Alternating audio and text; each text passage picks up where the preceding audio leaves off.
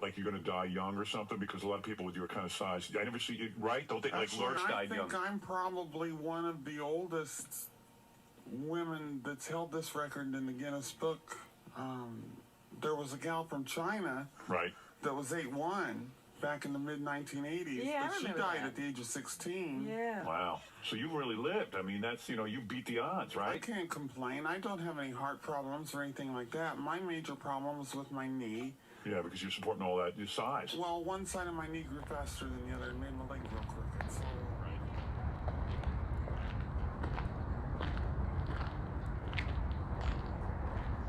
Boy, I tell you, Sandra had to have very thick skin, a wonderful sense of humor, and some guts to go on the Howard Stern show. Especially back in the 90s, Howard Stern is a shell of what he used to be. Back in the 90s and 80s, early 2000s, Howard Stern, of course, a very, very well-known radio personality, the king of all media. I used to listen to Howard Stern religiously as a kid, as a teenager, when I lived in Hollywood, and as a young adult moving to Las Vegas. My, how times have changed, have they not? So today we are at the Forest Hill Cemetery here in Shelbyville, Indiana. We're going to visit the grave of Sandra Allen. She was once the world's tallest woman. As a kid growing up, one of my favorite pastimes that I loved to do was very unpopular with my friends and classmates. And of course, that was reading books. Oftentimes, reading books was my great escape from reality. My family growing up, we didn't really have a lot of disposable income. We weren't really going to the movies very often. We did not have cable TV. My friends had cable TV, and I would go over to their houses as often as I could, because we didn't get those funny channels. TBS, USA Network, what is that? I don't even know, but I really like it. So as I would read as a kid, one book that I was absolutely fascinated by was the Guinness Book of World Records. I read that book every single year that it came out. And three names that will always resonate to me and I will always remember was Robert Wadlow. He was the world's tallest man. John Brower Minock. He was the world's fattest man. And of course, Sandy Allen, the world's tallest woman. Now, Sandy was born in Chicago on June 18th, 1955. And I remember I would, read the Guinness Book of World Records, and I remember a photo of her standing by a car, and I was in awe and amazement of how tall she was. And, if I'm 9, 10, 11 years old, I mean, I don't have much of a reference of the real world. We didn't have the internet at that time. It was mainly just books. I mean, the internet was available, but I didn't really have access to it the way we have it now, just like in our pockets, you know what I mean? So Sandy was born in Chicago, but she grew up here in Indiana, in the Indianapolis, Shelbyville area. And she actually did have a regular job as an adult. She was a secretary. She worked for either like a county or local city government. Now, when she was born, she was average size baby, I would assume. She's about 6.5 pounds, so that's not a terribly big baby at all. As a matter of fact, I would think that's a little bit underweight. But her family obviously knew that something was wrong, because by the age of 10, she was 6'3".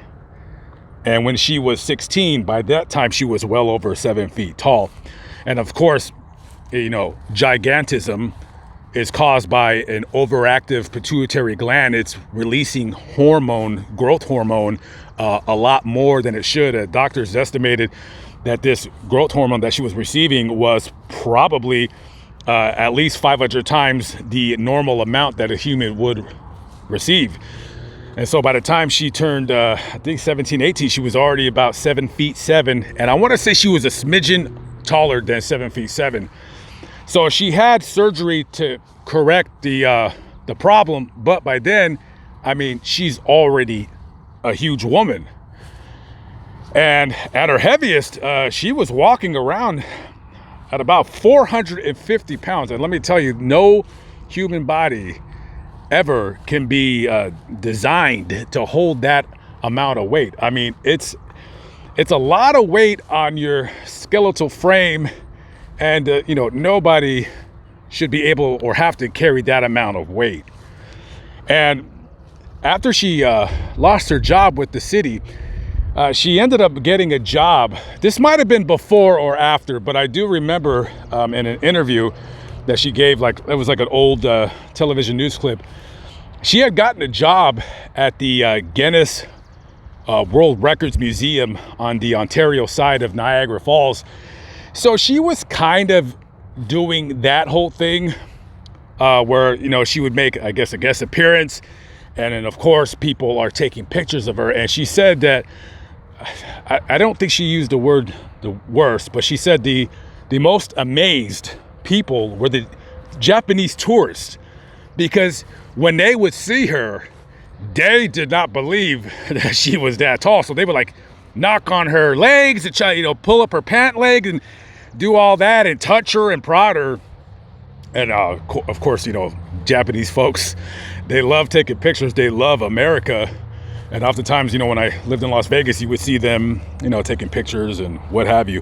A couple of times they even took pictures of me. I don't know why, but like 2 or 3 times they asked, "Hey, can I take a picture with you?" I don't understand. I don't think I look that unique looking, but whatever floats your boat. So I obliged. And so she would later go on to quit that job because honestly, she just seen it as, it was just a freak show to her. And she felt that, she wasn't a freak. I mean, not the best word to use, but she was an anomaly easily, because the women don't ever get that tall. I mean, much less anybody really, especially a woman. And, you can only imagine how much teasing she received in school. I mean, to receive that amount of teasing from kids, and I'm pretty sure she developed a tough skin.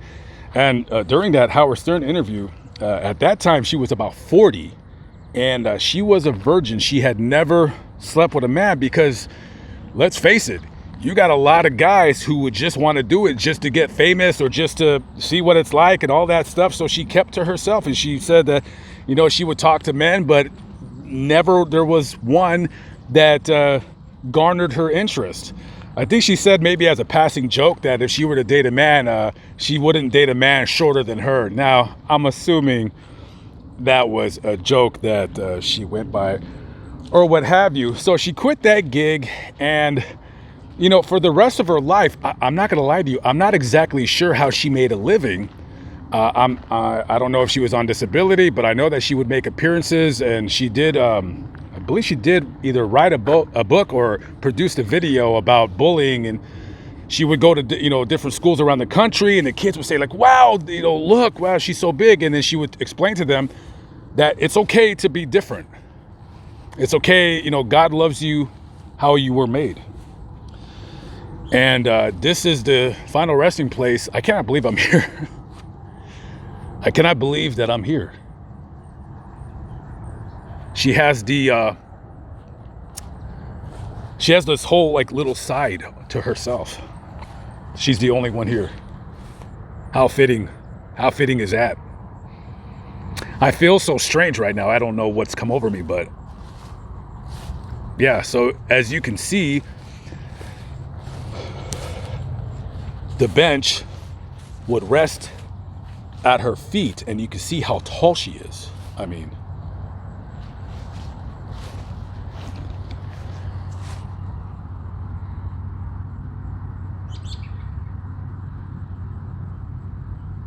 I knew it. 7 feet 7.25. That's right. She was over 7 feet 7.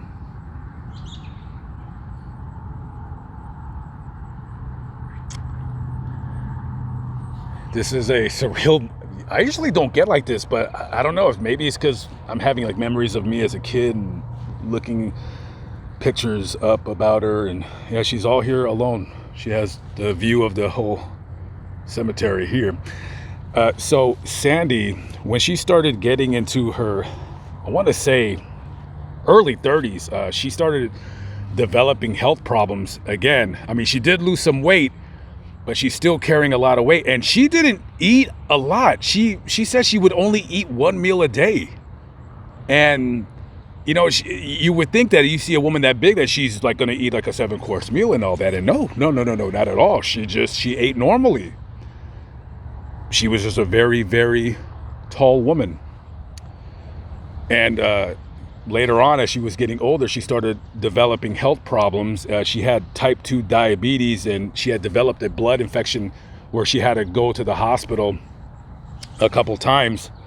And she started then suffering from kidney failure. And she died at the age of 53 years old. On August 13, 2008, she died in a nursing home somewhere in the Shelbyville area. I don't know exactly where, but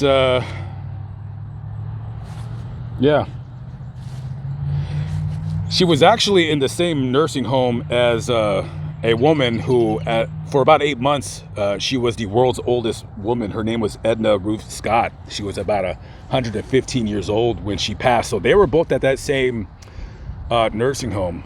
And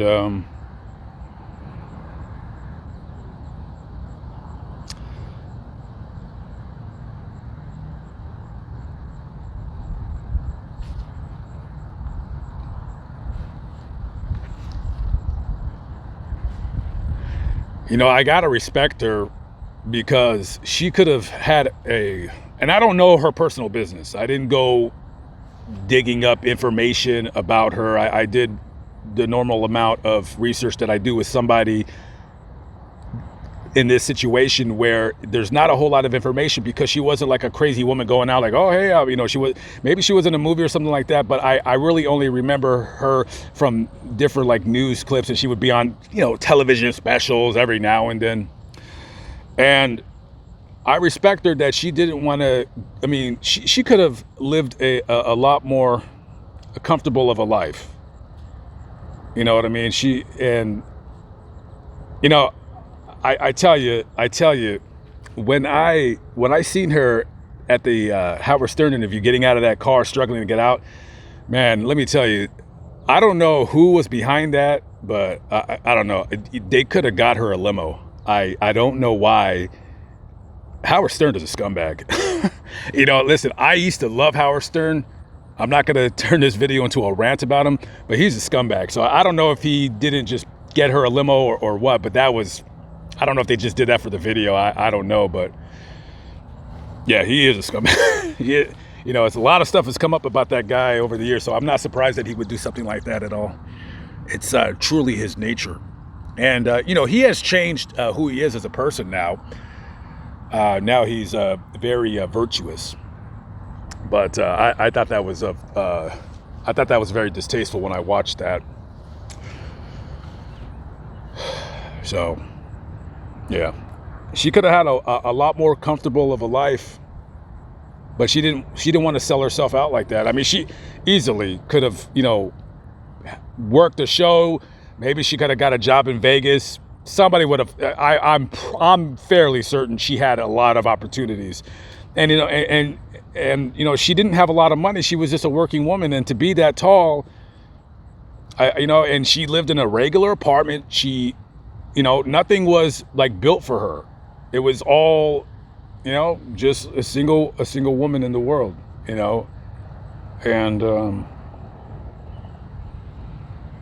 yeah.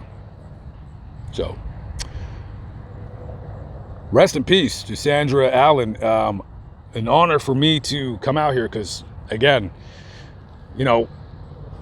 when I do some of the videos, I do some videos that I want to do, and then I do some videos that I know that you guys want to see, and that you might find interesting. And it's always a joy to me to do these videos, sometimes where, nobody was killed, nobody was bludgeoned to death.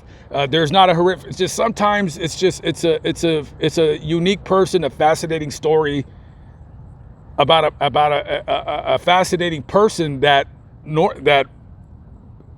you know, appearance-wise, very fascinating, but personality-wise, just a old-fashioned woman born in the Midwest. She wasn't, you know, she would have some, you know, quick one-liners, you know. She had a terrific attitude for her predicament, and a lot of people, I don't think that we put ourselves in the positions of others as often as we should, because, you know, I see that she did not have an easy life, and she made do with what she was given. And again, I commend her for not wanting herself to be sold out like that. She could have had a lot easier of a life, but that's not what she wanted. So rest in peace to this woman. This is, again, just but a small part of my childhood, and I was glad. I was glad to come out here, and I was glad that it stopped raining, because I've been in the cemetery for 2 hours and it was just raining and raining, and then I would, you know, as soon as I would open my door, it would stop raining, and then I left and it stopped raining, and I come back and it started pouring. So now it's nice and cool. It just rained, and I'm so glad. Not that I'm against doing videos in the rain, but I don't want my camera to get broken, and it was well worth the wait. Rest in peace, my dear. And to all of those, everybody has a story. I don't know most of them. I wish I did. I wish I could divide myself and do all the stories in all of the world, but I am only but one man in the minivan by himself. But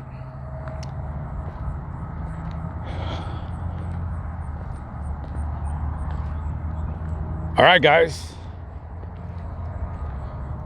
I'm out of here. On to the next story. Everybody has one.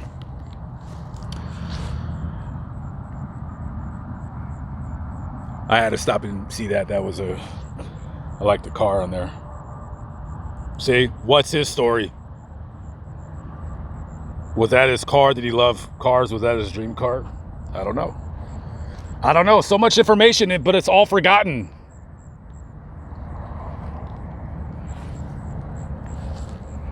And that's why I do this channel, because while I'm here on Earth, just but one story at a time, talking about it. That's all. Guys, I will see you on the next video. Peace out.